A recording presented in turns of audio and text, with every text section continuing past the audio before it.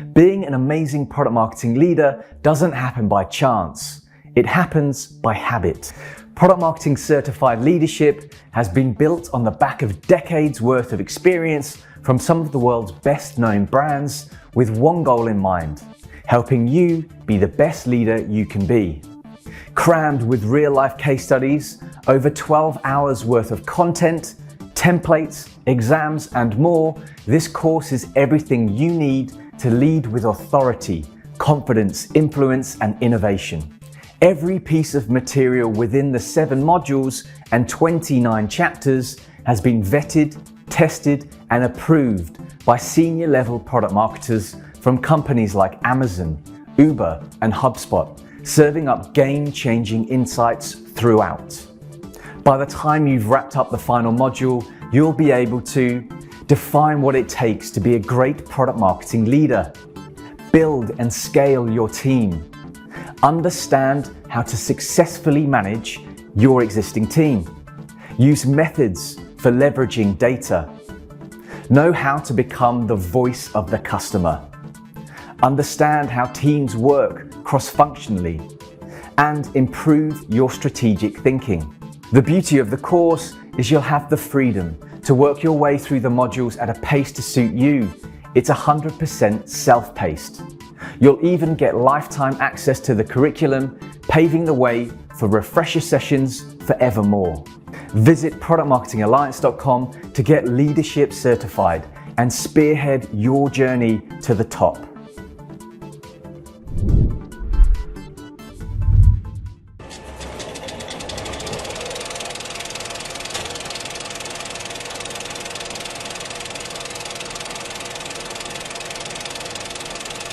Hello everyone, my name is Bram and I lead global product marketing at Uber. My portfolio today is comprised of Uber Eats for merchants, restaurants, Uber for business, and Uber Health. Today I want to talk about the art of product marketing, how product marketers need to be able to befriend data, extract actionable insights, and drive product and marketing innovation. Today I will talk about the evolution of product marketing over the last 175 years, the role that product marketing plays in today's 21st century marketing organizations, how we need to ground our work in true customer obsession so that we can foster innovation and ultimately delight customers. I'll be using some examples of some of the work that I've done at Uber to try to match to some of these particular models that I will talk about today. As you know, the core foundational objective of product marketing is helping brands or businesses to raise awareness and drive adoption of their products or services. And in today's world, that's even more challenging than ever before, because the pace of change is accelerating at a certain rate that far outpaces that of industry adoption of 20 to 30 or 40 years ago. So for example, it took the airline industry 68 years to drive or reach 50 million passengers. It took the automotive industry 62 years to reach 50 million drivers.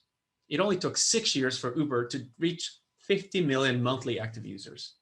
And that's because with the introduction of the internet, smart devices, and all the new channels that have exploded over the last 15 to 20 years, marketing is ever so present across every single channel, and our connection to customers today far outpaces that of the first 100 or 170 years. In fact, marketing in the United States truly started in 1845 with Tiffany's Blue Book.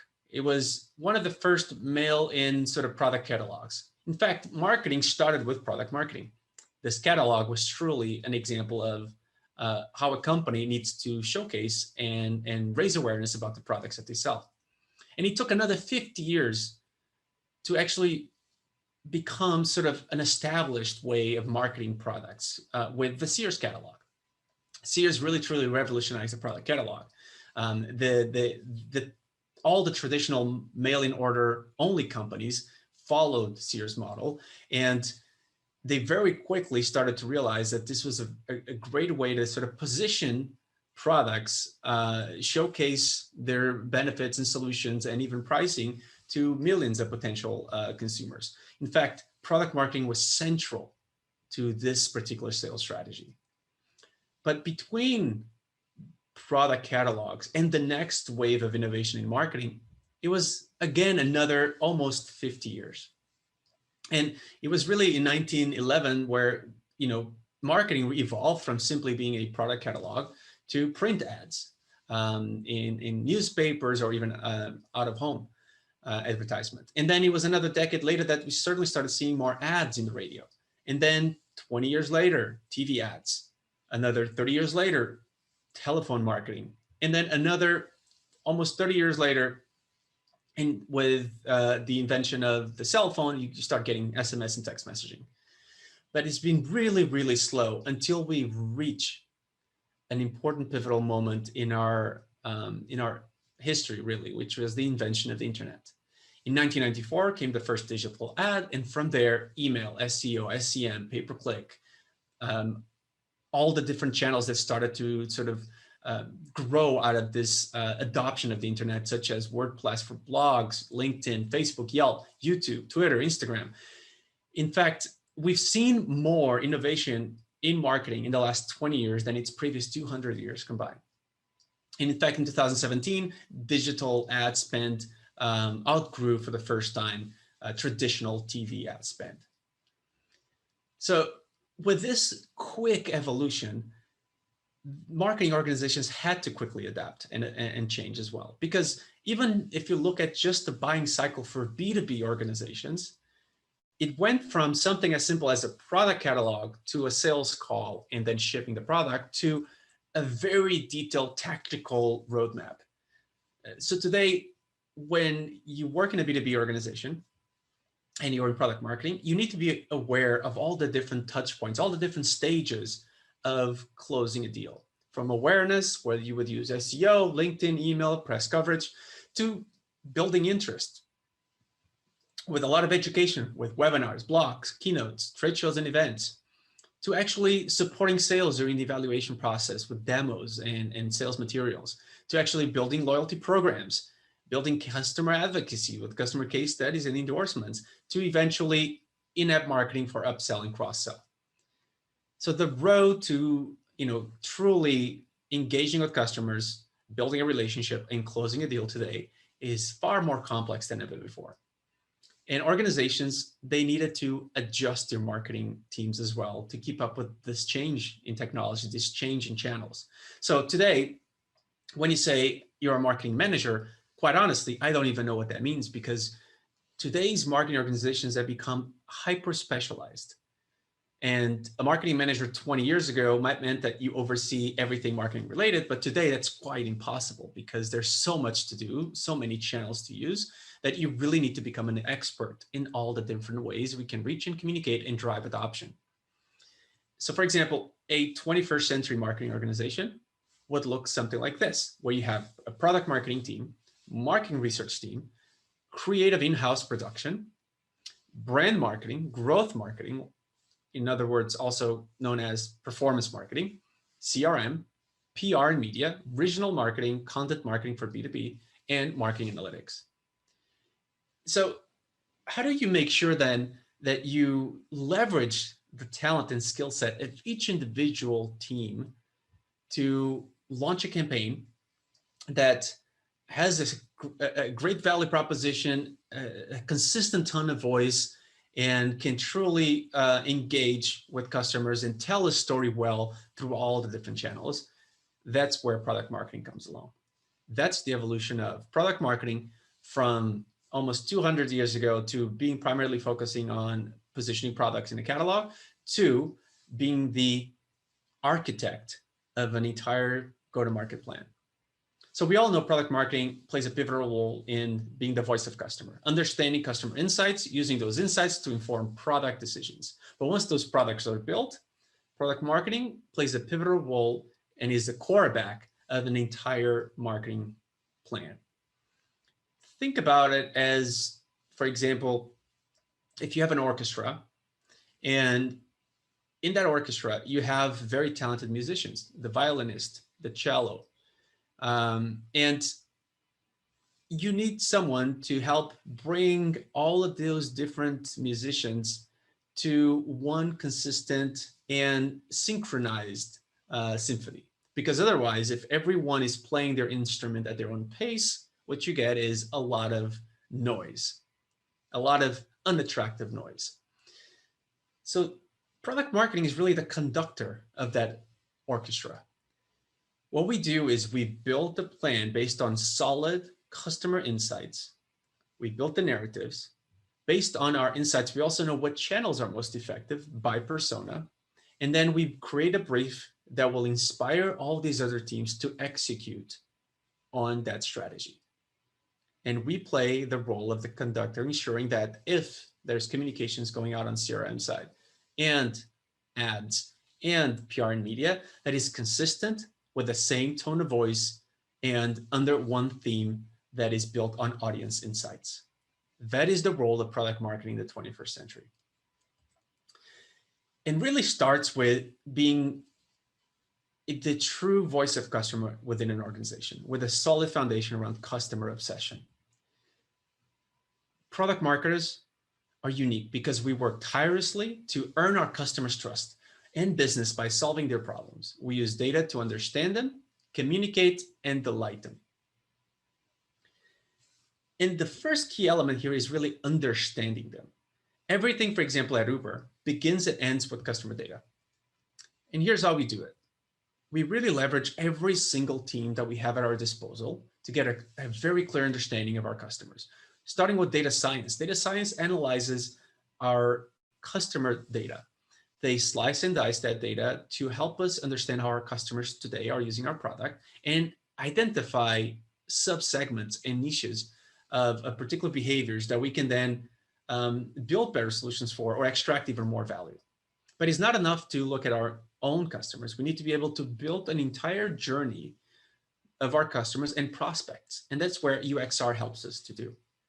UXR, we can tap into that team to test concepts, but really identify the entire journey from planning to use our products to actually using our products and post using our products, look at the gaps, and then build out new solutions to help close those gaps. That's how we, product marketing, can tap into insights to help inform product decisions. But then we also need to tap into insights to drive marketing decisions. And that's when we work with marketing research. Helps us identify all the different personas, their behaviors, their needs, their wants, their pain points, their challenges, and the channels that they use to communicate. And then finally, once we have a clear picture of all the potential audiences, we can build narratives. But before we launch, we need to experiment those narratives. And that's where marketing analytics comes in. We can do A/B testing so we can learn what channels and what messages based on our research really work the best, are most effective, so that we can launch a campaign, measure the impact of that campaign, and then plan to evergreen automate some of those initiatives. The second component is, now that we understand our audience, we need to be able to find ways to leverage all the channels available or all channels at our disposal today to reach them and communicate and engage with them. And so we can use our own channels, for example, in-app messaging, push notifications, email, text messaging, blogs. We can use earned channels, newsroom posts, podcasts. We can be keynote speakers at certain trade shows and events. We can develop webinars. We can also use paid channels such as ads or radio spots or even external events. And it's critical that product marketing understands all the channels that you have at your disposal and what channels are most effective by each persona. But product marketing also has a critical role, not only in driving product innovation, but driving channel innovation. So for example, at Uber, product marketing played a huge role in helping to inform product and how we can leverage our existing platform to find new surfaces to position our products, whether it is the home screen, the Jumbotron, which captures half the screen, or whether it is during the time when you're waiting for your driver or delivery person and you're looking at the phone, seeing where that particular driver or delivery person is, and we can use that as an opportunity to put some messaging in front of you. Or while you're on trip and you're on your way to your final destination, we know that you're probably looking at your phone as well, trying to see how long it will take to get you there. And so we can also feature information there as well, or even in a particular section in the app that we call offers and messages, where we can actually call out different promotions and also let you know about new products that we have. And this particular platform didn't even exist a few years ago. It was really product marketing that really helped product create all these different surfaces and make it one of the most impactful channels that we have today at Uber, with about 1 billion global monthly impressions and driving a 4% average engagement every month. In addition, we also leverage every single platform that our businesses or merchants use.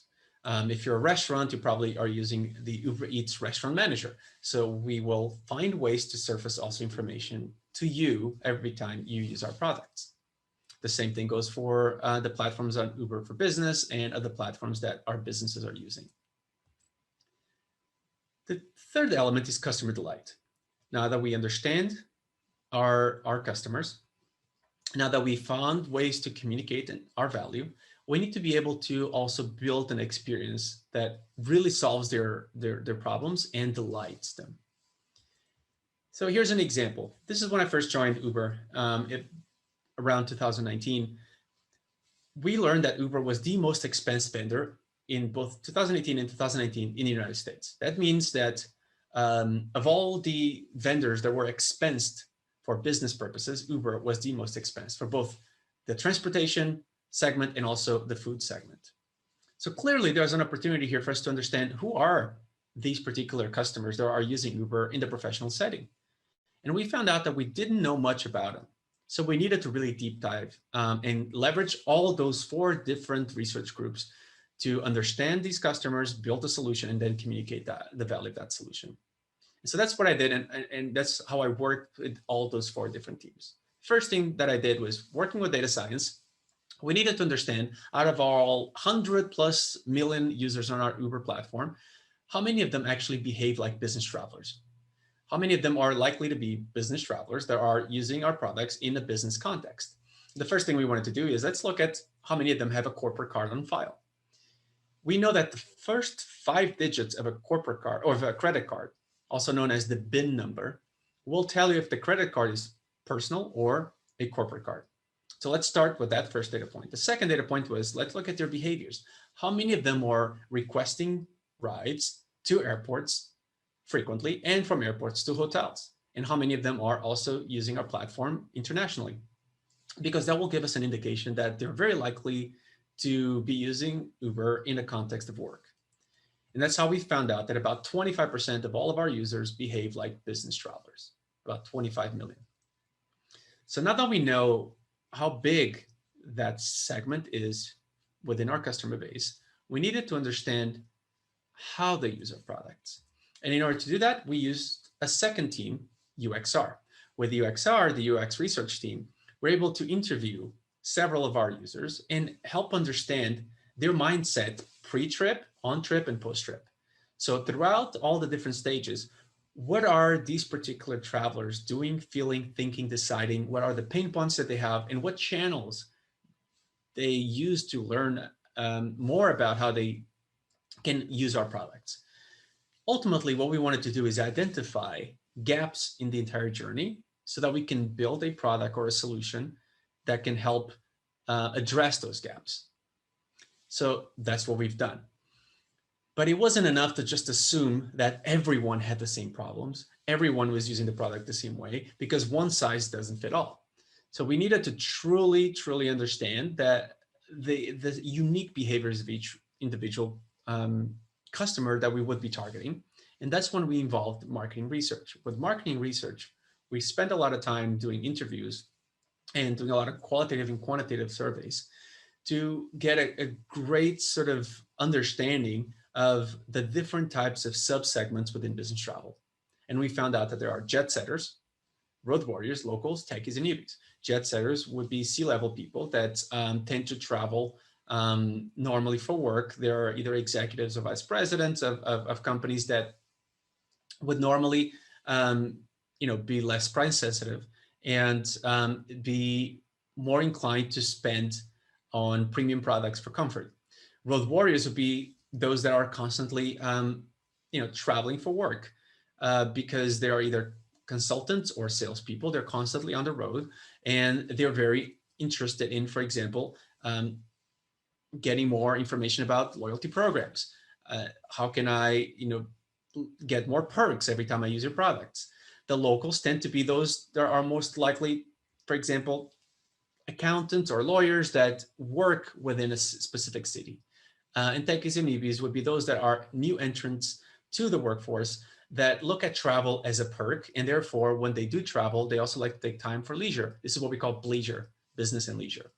So we were able to actually build a detailed profile for each individual persona, whether it is their highest spending category, their type of role at the company, their needs, their pain points, what they value, how they behave, and the channels that they use to communicate. For example, some would follow us on social media. Others would most likely follow influencers. Others will most likely just use traditional media. And that's really important to understand the size of each segment so that we can build tailored content and tailored solutions for each segment. So we actually were able to build a very detailed profile. Here's, for example, Mimi, a jet setter. These are her goals, her frustrations, transportation priorities, the behaviors. We did the same thing for road warriors, the locals, and obviously the techies. But this helps us to truly understand who they are so that we can now start to build unique solutions for them. And that's what we did. We understood that they care a lot about, for example, being rewarded with perks because they are using our products so frequently. We also understand that they like being able to customize their experience. They want to have the ability to, plan for the type of ride they want to have in advance, and they want to be able to automate all the expenses, because we knew that was a pain point when we did the research, that if they use Uber frequently for work, they have a lot of receipts they need to expend. So if we can automate some of that, we can make their lives easier. And that's what we did. So we built an entire experience. We were able to look into that highest value audience that used to be a black box for us. And with those insights, we built a delightful experience. So we're able to partner with American Express because if you're using an American Express corporate card for work, then we can give you extra points. You can give you double rewards points, for example. We can also help you to create a business profile so you keep always the personal trips and business trips separated, and all of your business trips can automatically be connected to your expensing system, whether it's Concur or Certify, so that all of your trips are automatically expensed. You never have to worry about saving a receipt or expensing the trips. And we also allow you to customize certain rides. So we knew that you wanted to have the ability to set your own preferences for climate. We knew that you wanted to be able to select quiet mode. So if you want to work while you're in the vehicle, you can select quiet mode and the radio will be turned off and the driver won't engage in conversation. You can also, with, for example, Uber Comfort, be picked up right outside the gate, because we knew that was another pain point in certain airports where you had to go all the way to the parking lot and you just want to get your meeting as soon as possible. You didn't want to go to a different place to rent a car. You didn't want to go to across the parking lot to find an Uber. So with Uber Comfort, for example, you would get higher rated drivers. You can set your climate preferences. You can set quiet mode, and you get extra legroom, and you can, in some airports, be picked up right outside your gate. So we now built a very delightful experience for business travelers. The next step is, how do we communicate this experience? We built it. We know who they are. We need to now build a narrative and communicate that narrative successfully. That's when we started to experiment. That's when we then, product marketing, went to marketing analytics, and we started to test different messages. For example, we wanted to see what value proposition resonated the most: earning extra points each trip that you took for business, or keeping work and personal trips separate.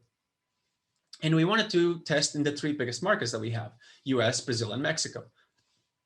So we divided the experiment into 3 groups. This is a marketing experiment, also known as A/B testing. We had treatment group A, 33% of the audience earning extra points. Treatment group B, another 33%, getting keep work and personal trips separate. And then another 33%, nothing. That's what we call a control group. That's our baseline. So throughout 2 weeks, we're going to see what engagement we got on the control group. And then we're going to measure that engagement with the engagement of treatment group A and treatment group B. And what we found was that both A and B generated 4 times higher engagement than just a control group. That shows that talking about it already drives engagement than not doing anything. But then we also learned that US is different than Brazil and Mexico in terms of what they care about. Like in the US, treatment A points, for example, engaged or drove more engagement, about 20% more engagement than treatment B. But in Mexico and Brazil, it was treatment group B that actually drove the highest engagement, keeping work and personal trips separate. So we learned from this. We also wanted to test, for example, push notifications, because we know that this particular channel is different in a way that sort of we send you messages. You don't necessarily have to have the Uber app open. We will just ping you with information. So we wanted to test also different value propositions, and we were able to find that push notification is extremely, extremely effective, driving 1.5 times more engagement than if you just don't do any push notifications to the control group. But we also wanted to plan for the creative, right? One of the things that product marketing is to also help to inform the creative teams, the agencies that you work with, whether you have a creative agency internally or externally, is what kind of visual treatment should we give to this campaign? Should we use illustrations or should we use photography? If you need to use photography, you probably need to budget for it, which could be really expensive. If you use illustrations, you might have illustrators internally, or maybe you need to budget it, but it's a lot cheaper. So we wanted to test the same message, 2 different treatment groups, where you get the same message, but one group will get the same message with an illustration. The other group will get the same message with a photo. And we wanted to see if a photo or an illustration, which one is most impactful. And we found that, for example, compared to the baseline, obviously, every treatment group was effective, because it's better to do something than not to do anything. But what we found overall is that illustrations outperformed photography. And that was really important, because then we didn't have to worry about budgeting for a photo shoot, since from our experiment, illustration was more effective. Overall, with all of these learnings and with this delightful experience that we were able to create, we launched a campaign between October and December in US, Mexico, Brazil, and Australia. And we drove 4.5 million new business profiles created. And we were able to increase business trips by 14%, the total volume of business trips. And we drove orders and revenue by 16%. So super highly effective campaign. Why? Because it was grounded in a deep understanding of our audiences, and all of the channels and content that we use were highly experimented before.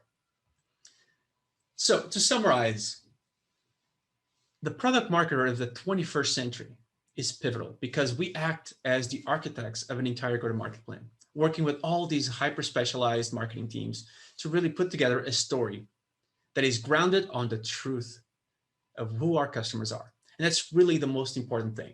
Customer obsession means the relentless pursuit of the marketing truth. Never stop learning about your audience. Data is marketing's best friend. So befriend data. I love this quote. Even when you are marketing to your entire audience or customer base, you are still simply speaking to a single human being at any single time. That means if you just assume all human beings are the same with one size fits all type of narrative, you're likely to be less effective than when you're actually learning about each individual persona and then targeting them with persona-centric messaging. So once you have the truth, you need to be able to build content that is grounded on that truth. And you probably heard this expression, content is king. And it's so true in today's world, because you have so much content out there. But content, good content, is not about good storytelling. There's a lot of people who are great storytellers. It is about telling a true story well. So if you're great at storytelling, but you don't know the truth about your customers, you're just going to create noise. And that's why it's so important to start with the marketing truth. Then experiment your content to make sure that what you've learned truly is relatable to your audience, and then build content so that you can tell that true story really well. And I like this expression, which is content is the atomic particle of all digital marketing. But content isn't enough, because content is king and engagement is the queen. That means never stop expanding on your channels. Remember, in 2 years' time, we'll likely be all using a specific channel to market our products that it doesn't even exist today. Just think about TikTok and how many of you were using TikTok 5 years ago.